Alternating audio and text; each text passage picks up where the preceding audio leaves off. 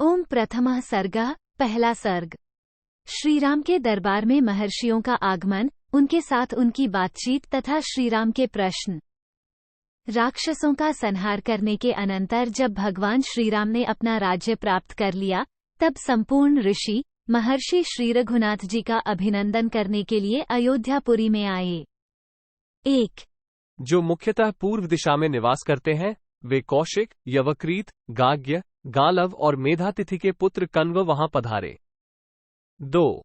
स्वस्त्यात्रेय, भगवान नमुचि, प्रमुचि, अगस्त्य, भगवान अत्रि, सुमुख और विमुख, ये दक्षिण दिशा में रहने वाले महर्षि अगस्त्य जी के साथ वहां आए।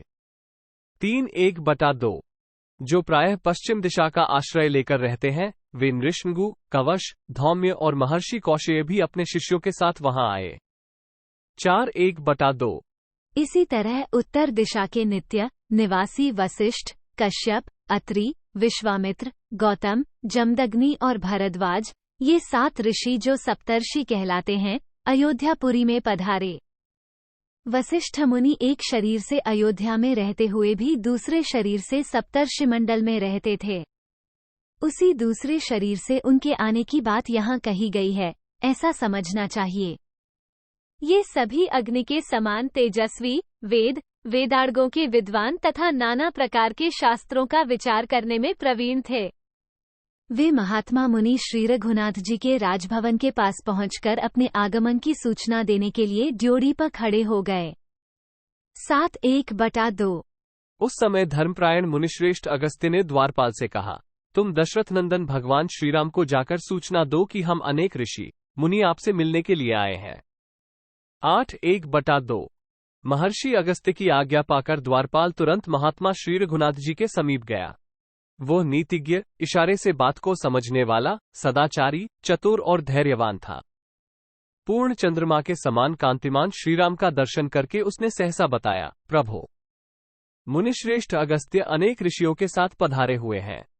11 प्रातः काल के सूर्य की भांति दिव्य तेज से प्रकाशित होने वाले उन मुनीश्वरों के पदार्पण का समाचार सुनकर श्री रामचंद्र जी ने द्वारपाल से कहा, तुम जाकर उन सब लोगों को यहाँ सुखपूर्वक ले आओ। 12 आज्ञा पाकर द्वारपाल गया और सबको साथ ले आया। उन मुनीश्वरों को उपस्थित देख श्री रामचंद्र जी हाथ जोड़कर खड़े हो गए। फिर पाद्य, अर्घ्य आदि के द्वारा उनका आदर पूर्वक पूजन किया। पूजन से पहले उन सब के लिए एक गाय भेंट की। 13 श्रीराम ने शुद्ध भाव से उन सबको प्रणाम करके उन्हें बैठने के लिए आसन दिए। वे आसन सोने के बने हुए और विचित्र आकार प्रकार वाले थे। सुंदर होने के साथ ही वे विशाल और विस्तृत भी थे। उन पर कुश के आसन रखकर ऊपर से मृगचर्म बिछाए गए थे। उन आसनों पर वे श्रेष्ठ मुनि यथायोग्य बैठ गए। 14 15 तब श्रीराम ने शिष्यों और गुरुजनों सहित उन सबका कुशल समाचार पूछा। उनके पूछने पर वे वेदव्यता महर्षि इस प्रकार बोले। 15 1/2 महाबाहु रघुनंदन, हमारे लिए तो सर्वत्र कुशल ही कुशल है। सौभाग्य की बात है कि हम आपको सकुशल देख रहे हैं और आपके सारे शत्रु मारे जा चुके हैं। राजन, आपने संपूर्ण लोगों को रुलाने वाले रावण का वध किया, ये सबके लिए बड़े सौभाग्य की बात है। 16 17 श्रीराम, पुत्र पौत्रों सहित रावण आपके लिए कोई भार नहीं था। आप धनुष लेकर खड़े हो जाएं तो तीनों लोकों पर विजय पा सकते हैं, इसमें संशय नहीं है। रघुनंदन राम, आपने राक्षसराज रावण का वध कर दिया और सीता के साथ आप विजयी वीरों को आज हम सकुशल देख रहे हैं, ये कितने आनंद की बात है। 19 धर्मात्मा नरेश, आपके भाई लक्ष्मण सदा आपके हित में लगे रहने वाले हैं। आप इनके, भरत, शत्रुघ्न के तथा माताओं के साथ अब यहाँ सानंद विराज रहे हैं और इस रूप में हमें आपका दर्शन हो रहा है, ये हमारा अहोभाग्य है। 20 प्रहस्त, विकट, विरूपाक्ष, महोदर तथा दुर्धर्ष अकंपन जैसे निशाचर आप लोगों के हाथ से मारे गए, ये बड़े आनंद की बात है। 21 श्रीराम, शरीर की ऊंचाई और स्थूलता में जिससे बढ़कर दूसरा कोई है ही नहीं, उस कुंभकर्ण को भी आपने सम्रांगण में मार गिराया, ये हमारे लिए परम सौभाग्य की बात है। 22 श्रीराम, त्रिश्रा, अतिकाय, देवांतक तथा नरांतक, ये महापराक्रमी निशाचर भी हमारे सौभाग्य से ही आपके हाथों मारे गए। 23। रघुवीर, जो देखने में भी बड़े भयंकर थे, वे कुंभकर्ण के दोनों पुत्र कुंभ और निकुंभ नामक राक्षस भी भाग्यवश युद्ध में मारे गए। 24। प्रलय काल के संहारकारी यमराज की भांति भयानक युद्धोन्मत्त और मत्त भी काल के गाल में चले गए।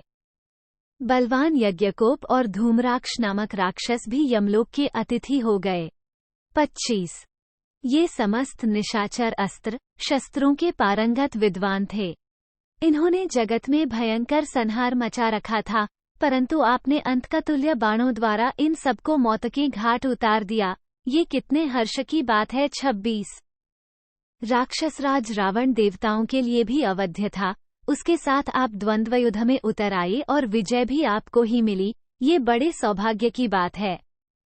युद्ध में आपके द्वारा जो रावण का पराभव संहार हुआ, वो कोई बड़ी बात नहीं है, परंतु द्वंद्व युद्ध में लक्ष्मण के द्वारा जो रावण पुत्र इंद्र जी का वध हुआ है, वही सबसे बढ़कर आश्चर्य की बात है। 28। महाबाहु वीर, काल के समान आक्रमण करने वाले उस देवद्रोही राक्षस के नागपाश से मुक्त होकर आपने विजय प्राप्त की, यह महान सौभाग्य की बात है। 29। इंद्रजित के वध का समाचार सुनकर हम सब लोग बहुत प्रसन्न हुए हैं और इसके लिए आपका अभिनंदन करते हैं। वो महामायावी राक्षस युद्ध में सभी प्राणियों के लिए अवध्य था। वह इंद्रजित भी मारा गया, ये सुनकर हमें अधिक आश्चर्य हुआ है। 30:1/2। रघुकुल की वृद्धि करने वाले श्रीराम, ये तथा और भी बहुत से इच्छानुसार रूप धारण करने वाले वीर राक्षस आपके द्वारा मारे गए, ये बड़े आनंद की बात है। 31:1/2। वीर ककुत्स्थ कुलभूषण शत्रुसूदन श्रीराम, आप संसार को ये परम पुण्यमय सौम्य अभयदान देकर अपनी विजय के कारण बधाई के पात्र हो गए हैं, निरंतर बढ़ रहे हैं, ये कितने हर्ष की बात है। 32:1/2। उन पवित्रात्मा मुनियों की वह बात सुनकर श्रीरामचंद्र जी को बड़ा आश्चर्य हुआ। वे हाथ जोड़कर पूछने लगे। 33:1/2। पूज्यपाद महर्षियों, निशाचर रावण तथा कुंभकर्ण दोनों ही महान बल पराक्रम से संपन्न थे। उन दोनों को लांघकर आप रावण पुत्र इंद्रजित की ही प्रशंसा क्यों करते हैं। 34:1/2।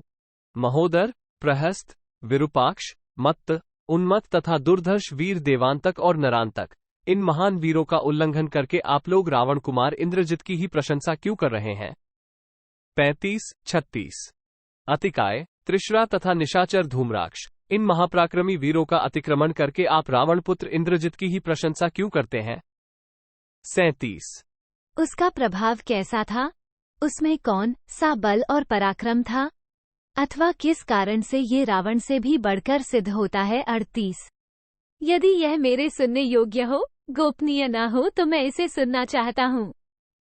आप लोग बताने की कृपा करें, यह मेरा विनम्र अनुरोध है। मैं आप लोगों को आज्ञा नहीं दे रहा हूँ। 39। उस रावण पुत्र ने इंद्र को भी किस तरह जीत लिया, कैसे वरदान प्राप्त किया, पुत्र किस प्रकार महाबलवान हो गया और उसका पिता रावण क्यों वैसा बलवान नहीं हुआ। 40। मुनीश्वर, वो राक्षस इंद्रजित महासम में किस तरह पिता से भी अधिक शक्तिशाली एवं इंद्र पर भी विजय पाने वाला हो गया, तथा किस तरह उसने बहुत से वर प्राप्त कर लिए, इन सब बातों को मैं जानना चाहता हूँ, इसलिए बारंबार पूछता हूँ। आज आप ये सारी बातें मुझे बताइए। 41। इत्यार्षे श्रीमद् रामायणे वाल्मीकि आदिकाव्ये उत्तरकांडे प्रथमः सर्गः 1। इस प्रकार श्री वाल्मीकि निर्मित आश्रामायण आदिकाव्य के उत्तरकांड में पहला सर्ग पूरा हुआ। 1।